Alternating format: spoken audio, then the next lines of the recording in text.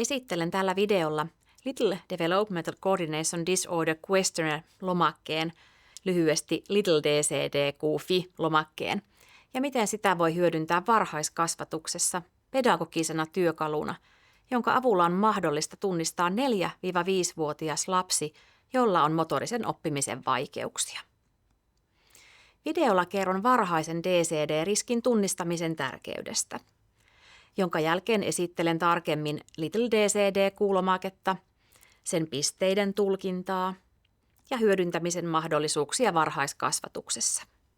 Varhainen tunnistaminen ja tuki DCD-riskissä oleville lapsille voi muuttaa heidän kehityspolkuaan merkittävästi ja samalla vahvistaa koko perheen hyvinvointia ja arjen sujuvuutta. Näin toteavat Lee ja Zwicker tutkimuksessaan.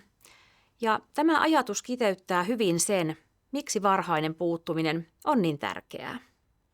Kehityksellinen koordinaatiohäiriö eli DCD on motorisen oppimisen vaikeus, joka voi vaikuttaa monin tavoin lapsen arkeen, oppimiseen ja osallisuuteen.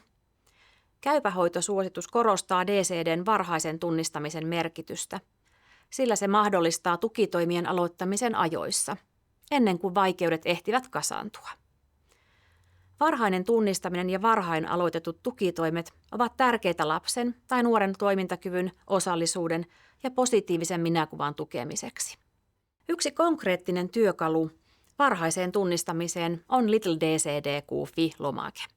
Tämän lomakkeen avulla voidaan saada ymmärrystä ja vahvistusta siitä, tarvitseeko lapsi lisätukea motoristen taitojen kehittämisessä. Lomakkeen psykometrisiä ominaisuuksia on arvioitu Suomessa 3 eri väestöpohjaisessa aineistossa. Piilopilotissa vuonna 2020, Piilo 2023 ja MOT 2023 tutkimuksissa. Yhteensä näihin tutkimuksiin osallistui yli 1700 lasta, jotka olivat iältään 4-5-vuotiaita ja keski-iän ollessa 5,1 vuotta. Lomakkeen täyttivät lasten huoltajat ja vuonna 2020 mukana oli myös varhaiskasvatuksen opettajat, mikä toi arvokasta näkökulmaa lomakkeen arviointiin varhaiskasvatusympäristössä. Tämä laaja aineisto tarjoaa meille vahvan pohjan lomakkeen luotettavuuden ja toimivuuden arvioinnille suomalaisessa kontekstissa. Tutkimustemme perusteella Little DCD-QFI on lupaava työkalu suomalaisten 4-5-vuotiaiden lasten DCD-riskin varhaiseen tunnistamiseen. Sensitiivisyys ja spesifisyys ovat 65%, jos pistemäärän raja-arvona käytetään 65 pistettä. Kerron näistä pisteistä kohta hieman tarkemmin.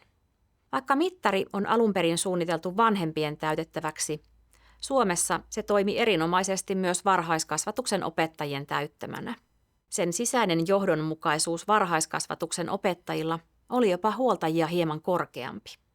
On kuitenkin hyvä huomioida, että huoltajat antoivat lomakkeella systemaattisesti hieman korkeampia pisteitä kuin varhaiskasvatuksen opettajat. Lopuksi vielä haluan todeta, että Little DCD-QFI-lomaketta voidaan pitää lupaavana työkaluna Suomen kontekstissa DCD-riskin varhaiseen tunnistamiseen. Lomakkeessa on 15 väittämää, joihin vastataan 5-portaisella asteikolla. Ei kuvaa lasta lainkaan, kuvaa lasta vain vähän, kuvaa lasta jonkin verran, kuvaa lasta hyvin tai kuvaa lasta erittäin hyvin. Yhteispistemäärä voi vaihdella 15 pisteestä 75 pisteeseen. Mitä pienempi pistemäärä on, sitä heikompi on lapsen motorinen suoriutuminen. Seuraavaksi vielä muutama keskeinen asia lomakkeen käyttöön liittyen. Varhaiskasvatuksessa halutaan tukea lasten kehon tuntemusta, kehonhallintaa ja motorisia perustaitoja. Pedagogisen toiminnan arvioinnilla pyritään kehittämään varhaiskasvatusta ja varmistamaan, että kaikilla lapsilla on hyvät edellytykset kehittyä ja oppia. On hyvä muistaa, että jokainen lapsi kehittyy omassa tahdissaan. Joillakin voi olla kehityksellisiä haasteita ja joillakin kehitys voi edetä hieman muita hitaammin. Tällä lomakkeella kysytään lapsen motorisista taidoista. Lapsen taidot kehittyvät yleensä iän, harjoittelun ja toistojen myötä. Liikkumisen sujuvuutta voi tarkastella suhteessa siihen, miten samanikäiset lapset toimivat arjessa. Tarkoitus ei ole vertailla lapsia keskenään, vaan saada kokonaiskuva lapsen taidoista ja mahdollisesta tuen tarpeesta. Lomakkeen väittämistä valitaan se vaihtoehto, joka parhaiten kuvaa lapsen toimintaa. Luen seuraavaksi lomakkeen 15 väittämän sisällöt. Lapsi osaa heittää ison pallon halkaisia noin 25 senttimetriä toiselle lapselle tai aikuiselle. Lapsi osaa ottaa 2 kädellä kiinni ison pallon, joka heitetään hänen keskivartaloaan kohti noin 1,5 metrin alle 4-vuotiaille tai noin 2 metrin 4-5-vuotiaille etäisyydeltä. Lapsi osaa potkaista häntä kohti vieritettyä palloa samalla tavalla kuin muut samanikäiset. Lapsi osaa juosta nopeasti ja samalla tavalla kuin muut samanikäiset ja samaa sukupuolta olevat lapset. Lapsi osaa liikkua paikasta toiseen ja vaihtaa asentoa kuin muut samanikäiset lapset, esimerkiksi kävellä portaita ylös ja alas, kiivetä sänkyyn ja pois sängystä ja leikkiä tuolileikkiä. Lapsi osaa juoda mukista läikyttämättä ja samalla tavalla kuin muut samanikäiset lapset. Lapsi osaa käyttää ruokailuvälineitä, lusikka, haarukka, teelusikka, syödessään ja käyttää niitä kuten muut samanikäiset lapset. Osaa tuoda ruoan kohti suutaan. Lapsi osaa pitää kynää kädessään, kuten muut samanikäiset lapset, ja onnistuu piirtämään vapaasti, alle 4-vuotiaat, tai kopioimaan sillä yksinkertaisia viivoja ja muotoja, 4-5-vuotiaat. Lapsi osaa pujottaa isoja helmiä, alle 4-vuotiaat, tai pieniä helmiä, 4-5-vuotiaat, esimerkiksi lankaan tai rautalankaan. Lapsi osaa irrottaa tarroja tarra-arkista ja liimata niitä tiettyyn kohtaan paperilla. Lapsi suoriutuu rakenteluleikeistä, kuten muut samanikäiset. Esimerkiksi palapelit, leekot, palikkatornin kokoaminen, palikkarakennelmien tekeminen mallin mukaan. Lapsi osaa liikuntaleikeissä matkia toisen henkilön asentoja, esimerkiksi kapteeni käskee tai seuraa johtajaa. Lapsi osaa käyttää leikkipuiston välineitä, kuten muut samanikäiset lapset, esimerkiksi kiipeää tikkaita tai laskee liukumäkeä. Lapsen liikkuminen näyttää sujuvalta. Hän ei kaatuile tai törmäile usein. Kun lapsi joutuu istumaan jonkin aikaa, hän istuu suorassa, ei väsy helposti tai näytä valuvan, ikään kuin putoaisi tuolilta. Lomakkeesta saadaan pisteet 3 osa-alueelle, eli liikehallinnalle, hienomotoriikalle ja yleiselle koordinaatiolle. Näistä lasketaan myös kokonaispisteet, jotka ovat välillä 15 ja 75. Kokonaispisteitä käytetään arvioinnissa, koska se kertoo parhaiten lapsen tilanteesta suhteessa ikäryhmän viitearvoihin.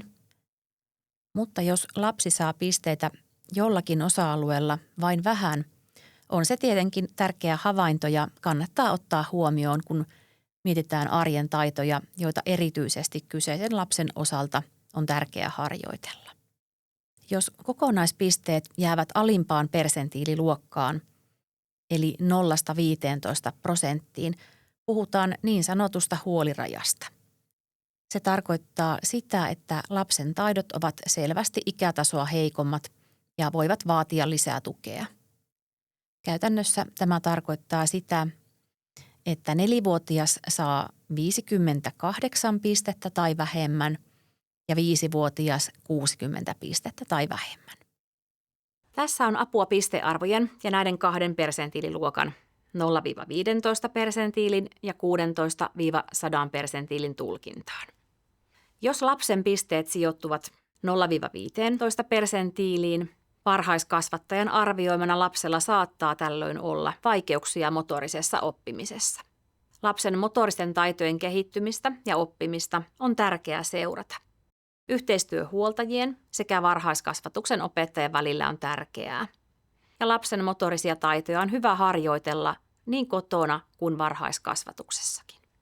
Jos kehitystä ei tapahdu harjoittelusta ja tuesta huolimatta, ja taidot vaikeuttavat arjessa selviämistä sekä muiden kanssa toimimista ja yhteiseen toimintaan osallistumista, on huoli lapsen mahdollisista motorisen oppimisen vaikeuksista hyvä ottaa neuvolassa puheeksi.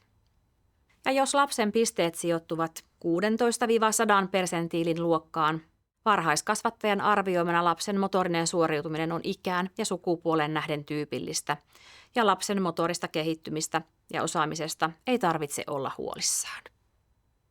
On tärkeää ymmärtää, että kyseessä ei ole diagnosointityökalu, ja lomakkeen tulosten perusteella ei voida varmaksi sanoa, onko heikkojen taitojen taustalla kehityksellinen koordinaatiohäiriö. Lomake toimii varhaiskasvatuksessa pedagogisena työkaluna. Esimerkiksi puheeksi ottamisen välineenä, kun halutaan keskustella lapsen motorisista taidoista huoltajien kanssa. Se tukee myös tiedonkeruuta, kun arvioidaan lapsen motorista suoriutumista arjen eri tilanteissa. Ja lomaketta voi käyttää myös kehityksen seurannassa. Esimerkiksi silloin, kun lasta on tuettu ja halutaan arvioida, onko taitojen opettamisesta tai osallisuuden tukemisesta ollut lapselle hyötyä. Lomake on käännetty Jyväskylän ammattikorkeakoulun ja Jyväskylän yliopiston yhteisessä piilohankkeessa ja lisätietoa lomakkeesta löytyy lasten ja nuorten kehityksellinen koordinaatiohäiriö käypähoitosuosituksesta. Ja lomake löytyy Liikkuva varhaiskasvatus -sivustolta, josta löytyy tietoa myös näiden pisteiden tulkintaan.